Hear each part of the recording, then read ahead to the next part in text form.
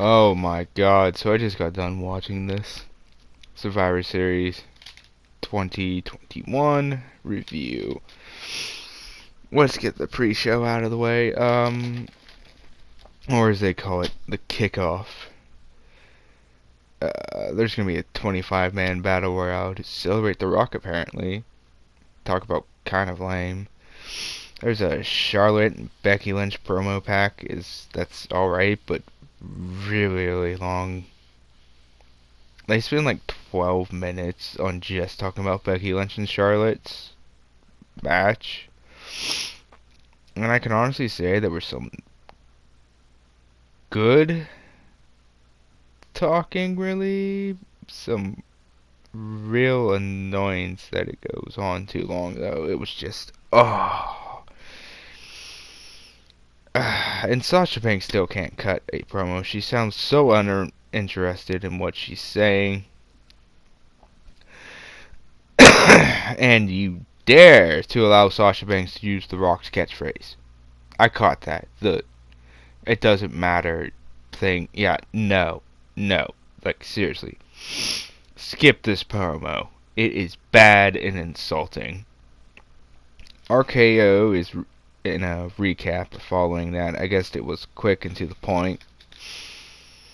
Uh, and apparently Randy Orton has the most pay-per-view appearances. That's actually cool. So all the build-up for these matches didn't happen on the shows, though, apparently, from what I can gather. A lot of Rock talk. 25 years, man.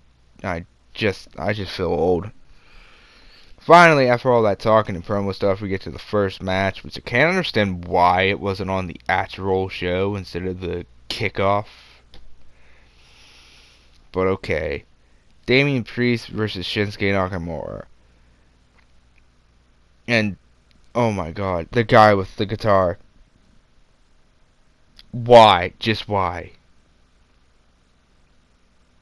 And they keep saying that Damian Priest is big, but how is he big? I mean, he doesn't look it. He's almost the same height as Shinsuke, and I'm like, what? That's what counts as big in WWE now? Good God. And then I had to point out the fact that there's a female ref because they can't just say the ref's doing a good job. It's the female ref's doing a good job stuff. I hate that. Some good counters and reversals in this match. That guitar killed the match for me, though. In a DQ finish. I mean, are you effing serious? On a pay-per-view? Skip this match, dudes. 3 out of 10. 4 if it was not a pay-per-view. Oh my god. Then we do some updates on the men's team match. And Kevin Owens shows up and he does this thing where he's trying to say, you can trust me, I'm going to be a team player. And it's like, there are probably people who will be watching this that have no idea what he means, people who don't watch the shows regularly, so they'll just be like, what's he talking about? Why wouldn't his team trust him? So the boss is here, apparently. My first question is that going to impact the show? I mean, good to see him, but will he contribute? Well, that's a surprise. Big E and Roman Reigns promo packet, the video packet, it's damn good, really. Real damn good. More like that, please. It's nice to see Jerry the King Lawler doing commentary. Even if it is on the kickoff. Pre-show was below average. Only reason to watch is commentary and promos. Packets. And Survivor Series proper. And is the freaking intro thing for this done by the Honest Trailer guy? Because it sounds like him. And I guess this is how they start a show now. And nice pyro display. Though I've seen better from WWE.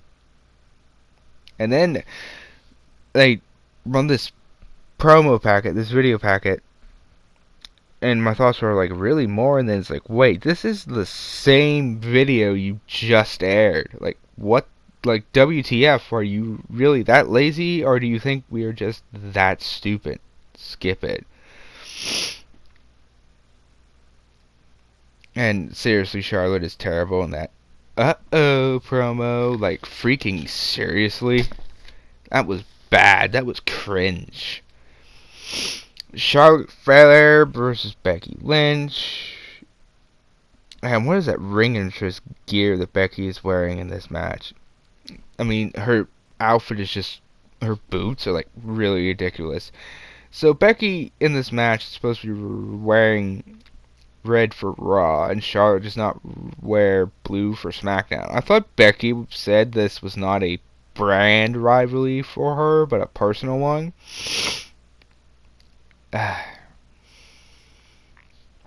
And man, the fans are like really close to the dang barricade, like unsafe close. I'm surprised it wasn't an accident or an injury done. And Becky went for her disarmer finisher way too much, and without even getting it locked in. I don't think she locked it in once. The punches and strikes look way too dumb. Charlotte has a really bad moonsault. Oh, I think that was more Becky's fault than hers. I mean, Charlotte carried this match, without a doubt. It's average, just an utter mess. Becky was carried way too much of the match. And it had many of the same spots that just played out the same. I mean, 5 out of 10. More Rock promo packets, and, that's nice. Drew McIntyre promo packet was good, short, and to the point. Men's 5-on-5 match. It's all of Team Raw, just replacements at this point. I guess only Austin Theory and Bobby Lashley were. So much time wasted on intros. Couldn't you just have the teams come out to the SmackDown and Raw music together? And another thing is that I noticed is this seems strange, and I think I'm right, but correct me if I'm wrong, but is all of Team Raw heels and all of Team SmackDown faces? Because that's what it seemed like to me. Really slow start. And then, are you serious? Like, freaking serious? This is a spoiler, but it happens within, like, the first 3 seconds of the match. Kevin Owens just walks out. Way to rob us and KO fans of seeing him in action on pay-per-view. Not really a spoiler, like I said, it happens within 3 seconds of the match starting. And the eliminations in this match suck. Like, real bad. It just barely makes a slightly above average, in my opinion. A 6 out of 10. If it wasn't for some of the good in-ring action, in that, I would have easily put that as a freaking 3 because of those damn eliminations. They were so god-awful. And the Booker T ad for a credit card was actually good. I laughed pretty good at that.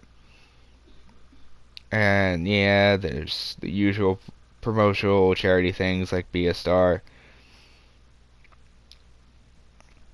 And Vince McMahon's shown again, and I'm wondering if it's going somewhere at this point.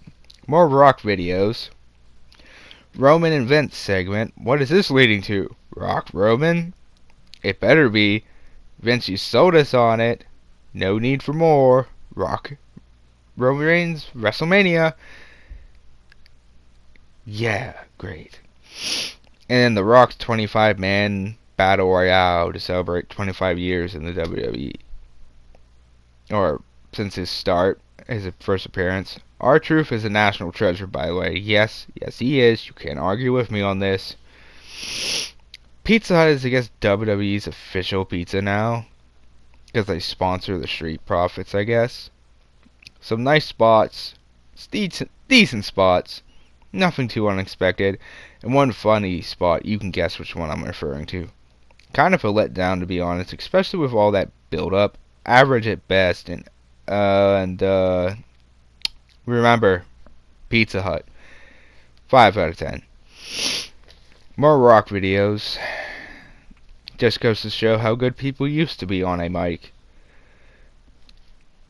RK Bro versus the Usos recap that happened during the pre-show. You people have no idea what you're doing anymore, do you?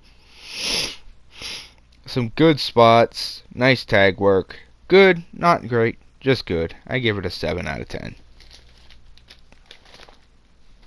And then we get a $100 million story of a $100 million jeweled egg that was stolen. And then Corey Graves, I think, says something here that I actually did laugh at. I'm going to be honest. What did I do with my drink? God, my throat is just killing me.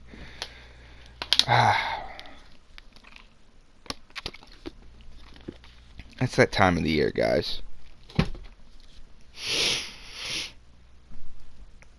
And then we get a video packet, completion for a new wrestler, apparently.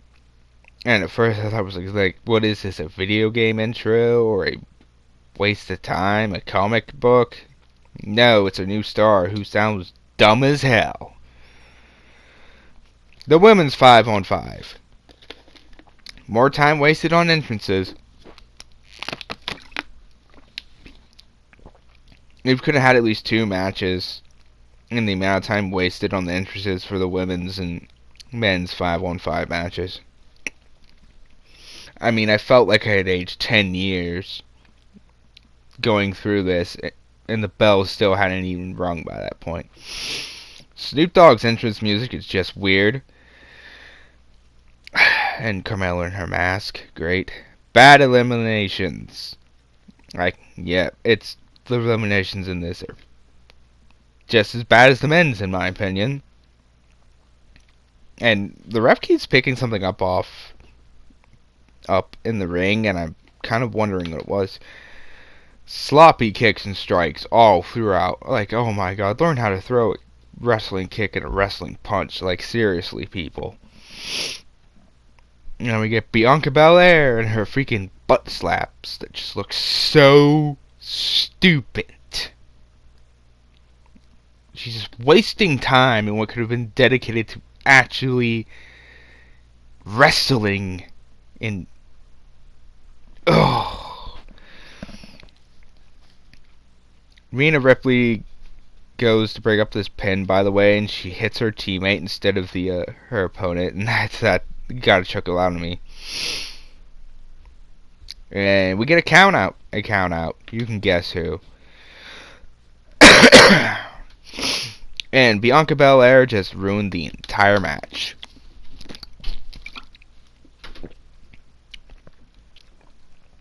I mean, there's a difference between looking strong or dominant and burying the entire roster. The ending half was garbage. Watch the first half and skip the second. 4 out of 10. Paul Heyman being funny, I guess. Promo packet from Bobby Lashley is decent, if a little long. Sorry. Instead of running something new for Roman versus Big E, they run the same package, by the way, that they ran earlier, so just skip that part.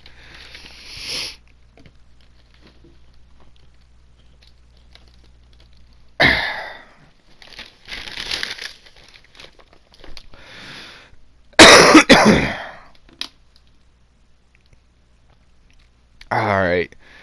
Finally, the big one. Roman Reigns versus Big E. Outside the ring thing with Paul Heyman early on in the match was weird.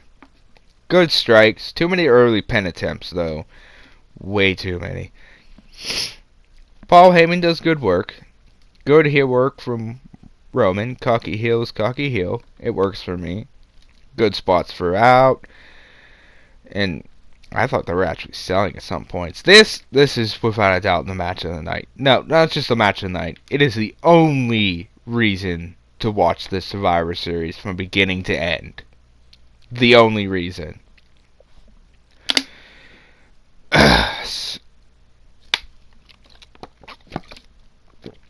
So solid commentary throughout.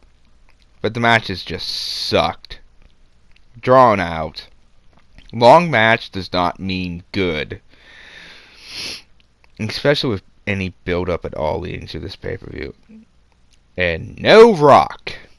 All that build-up, all those references, The Rock's damn movie being advertised throughout the entire show.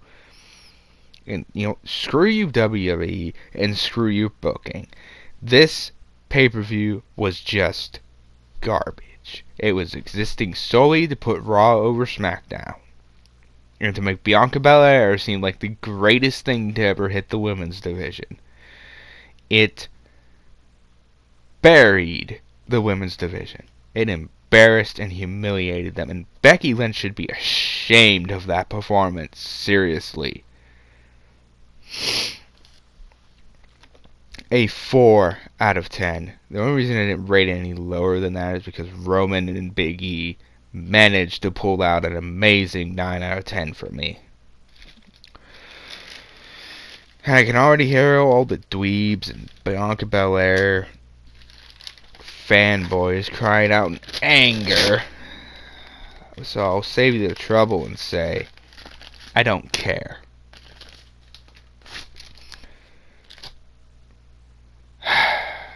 Thanks for watching this when you do. Subscribe if you want. And don't forget to give yourselves a big thumbs up. Goodbye, everybody.